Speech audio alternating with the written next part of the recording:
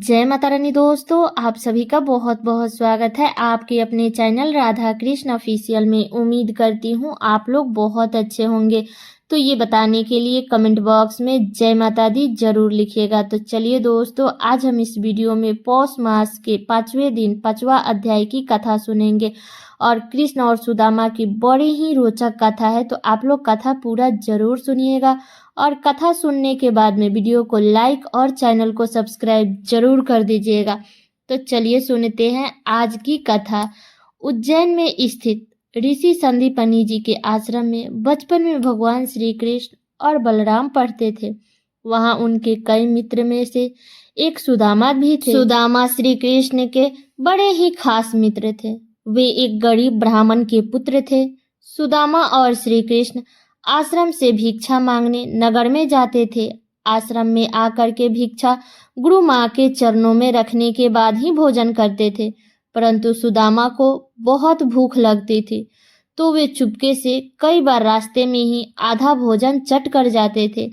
एक बार गुरु माँ ने सुदामा को चने देकर कहा कि इसमें से आधे चने श्री कृष्ण को भी देना और तुम दोनों जाकर जंगल से लकड़ी बीन लाओ। फिर दोनों जंगल में लकड़ी बीनने गए तो वहां बारिश होने लगी और तभी दोनों ने एक शेर को देखकर वृक्ष पर चढ़ जाते हैं। ऊपर सुदामा और नीचे श्री कृष्ण। फिर सुदामा अपने पल्लू से चने निकालकर चने खाने लगते हैं। चने खाने की आवाज सुनकर श्री कृष्ण कहते हैं, अरे यह कटकट की आवाज कैसी आ रही है? कुछ खा रहे हो क्या सुदामा? तब सुदामा कहते हैं, नहीं, ये तो सर्दी की वजह से दांत कटकटा रहा है। सुनकर श्री कृष्ण कहते हैं कि अच्छा, बहुत सर्दी लग रही है क्या? तब सुदामा कहते हैं कि हाँ। यह सुनकर श्री कृष्ण कहते हैं कि मुझे भी बहुत सर्दी लग रही है। सुना है कि कुछ खाने से शरीर में गर्मी आ जाती है, तो लाओ वो चने जो गुरु माता ने हमें दिए थे, दोनों बांटकर खा लेते हैं। यह सुनकर सुदामा कहता है कि चने कहाँ हैं?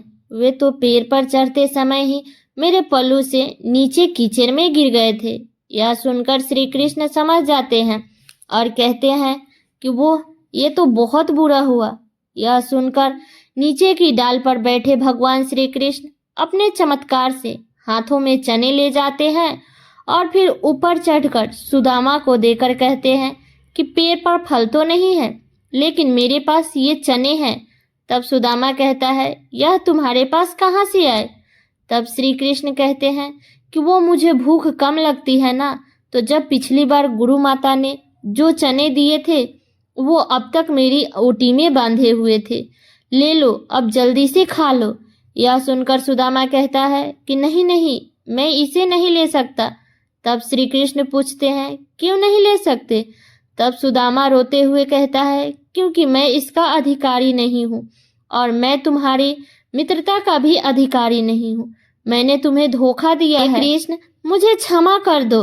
तब श्री कृष्ण कहते हैं कि अरे, जिसे मित्र कहते हो उसे क्षमा मांगकर उससे लज्जित ना करो मित्र। इसी प्रकार एक बार श्री कृष्ण सुदामा को वचन देते हैं कि मित्र, जब तुम संकट में खुद को पाओ तो मुझे याद करना, मैं अपनी मित्रता जरूर निभाऊंगा। बलराम और श्री कृष्ण को आश्रम में भिन्न भिन्न कार्य करते थे। एक बार श्री कृष्ण, बलराम और सुदामा भिक्षा मांगने के लिए गए तो एक द्वार पर खड़े होकर के तीनों भिक्षाम देही कहते हैं। तो एक महिला अपने बेटी के साथ भिक्षा लेकर बाहर आती है और कहती है कि हे ब्रह्मचारियों, आज आने में बहुत देर कर दी। यह सुनकर श्री कृष्ण कहते हैं कि माता, आज सारे आश्रम में सफाई करनी थी, बहुत काम था, इसलिए विलंब हो गया, आपको प्रतीक्षा करना पड़ा, उसके लिए क्षमा करें। यह सुनकर वह महिला कहती है कि अरे, क्षमा कैसी? मैं तो इसलिए प्रतीक्षा कर रही थी कि रोज तुम रूखी सूखी रोटी लेकर जाते हो।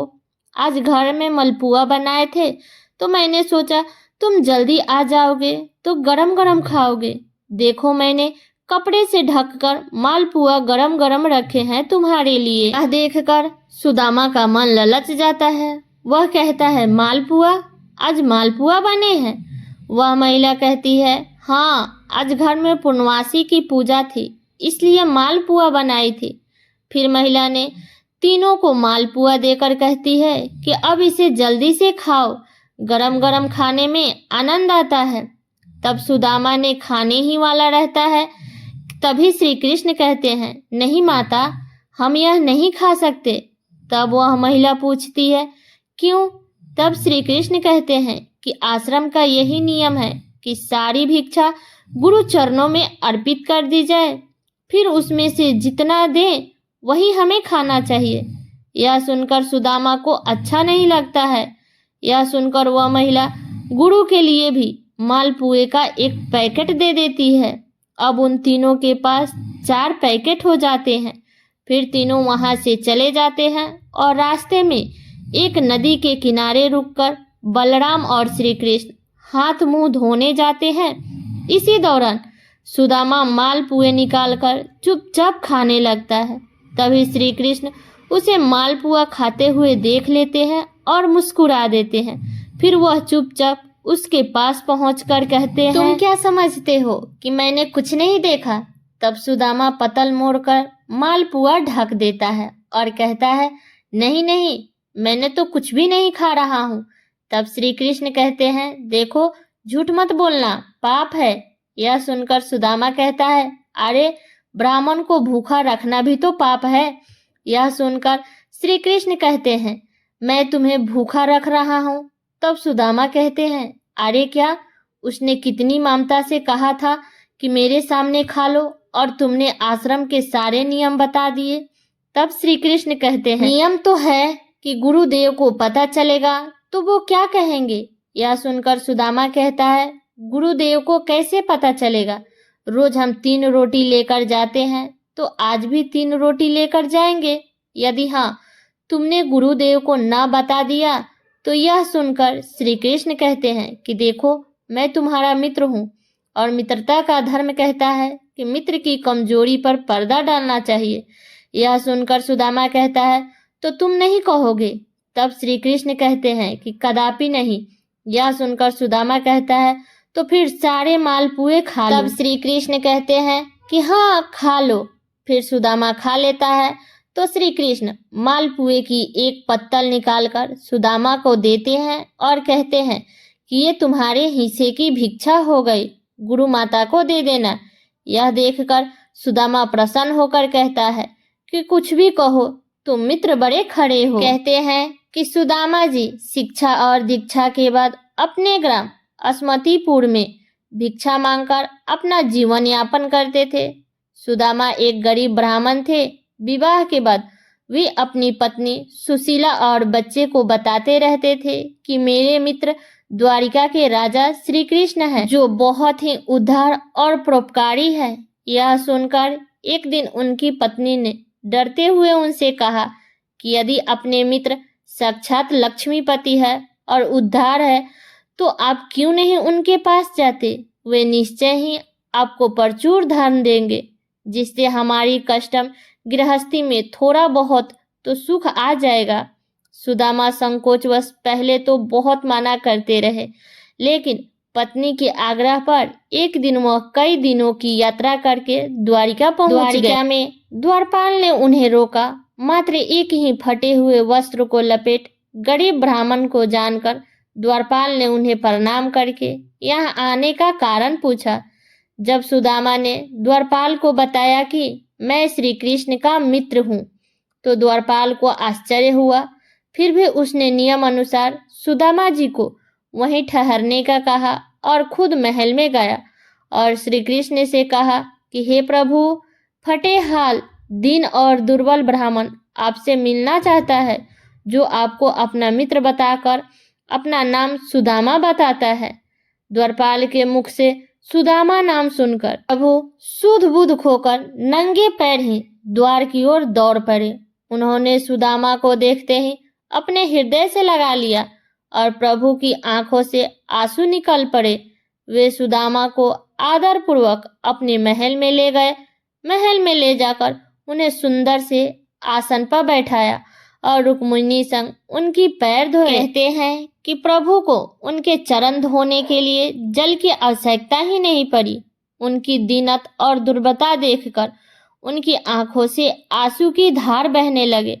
स्नान भोजन आदि के बाद सुदामा को पलंग पर बैठाकर श्री कृष्ण उनकी चरण सेवा करने लगे और गुरुकुल में बिताए दिनों की बातें करने लगे। बातों ही बातों में यह प्रसंग भी आया कि किस तरह दोनों मित्र वन में समीधा लेने गए थे और रास्ते में मूसलधार वर्षा होने लगी तो दोनों मित्र एक वृक्ष पर चढ़कर बैठ गए। सुदामा के पास एक पोटली में दोनों के खाने के लिए गुरु माता ने कुछ चने दिए थे, किंतु वृक्ष पर सुदामा अकेले ही चने खाने लगे। चने खाने की आवाज सुनकर श्री कृष्ण पूछे कि क्या खा रहे हो? सखा, सुदामा ने यह सोचकर झूठ बोल दिया कि कुछ चने कृष्ण को भी देना पड़ेगा। उन्होंने कहा कि कुछ नहीं खा रहा हूँ, यह तो ठंड के मारे मेरे दांत करकरा रहे हैं। इस प्रसंग के दौरान ही श्री कृष्ण ने पूछा कि भाभी ने मेरे लिए कुछ तो भेजा होगा। तब सुदामा संकोचवश एक पोटली छुपा रहे थे। भगवान मन में हंसते रहे कि उस दिन चने छुपाए थे और आज तंदूल छुपा रहे हैं। फिर भगवान ने सोचा कि जो मुझे कुछ नहीं देता मैं भी उसे कुछ नहीं देता, लेकिन मेरा भक्त है तो अब इससे छीनना ही पड़ेगा। तो उन्होंने तंदूल की मोटली छीन ली और सुदामा के प्रबंध कर्मों को छीन करने हेतु तंदूल को बेहद चाव से खाया था। फिर सुदामा ने अपने परिवार आदि के बारे में तो बताया, लेकिन अपनी दरिद्रता के बारे में कुछ नहीं बताया।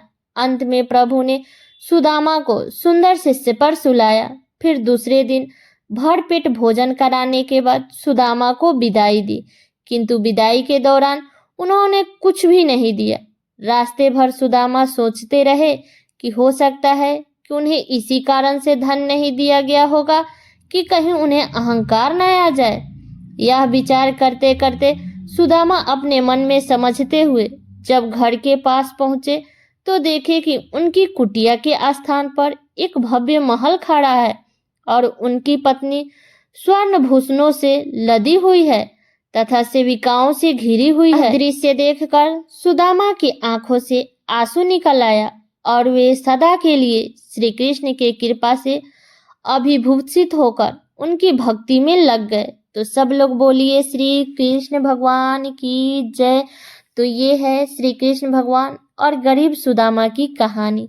तो ये कहानी मेरी यहीं तक का था। कैसा लगा ये कहानी आप लोग कमेंट करके जरूर बताइएगा। चैनल पे नए आए हैं तो सब्सक्राइब कर लीजिएगा, बेल आइकन को प्रेस कर दीजिएगा, जिससे मेरे वीडियो का नए नोटिफिकेशन आप सभी के पास में सबसे पहले पहुंचे। और वीडियो को लाइक कर दीजिएगा, क्योंकि आपके एक लाइक से मुझे बहुत ही मोटिवेशन मिलता है। इसलिए वीडियो को लाइक तो जरूर ही कर दीजिएगा और वीडियो को शेयर कर दीजिएगा ताकि हर कोई इस कथा को सुन सके।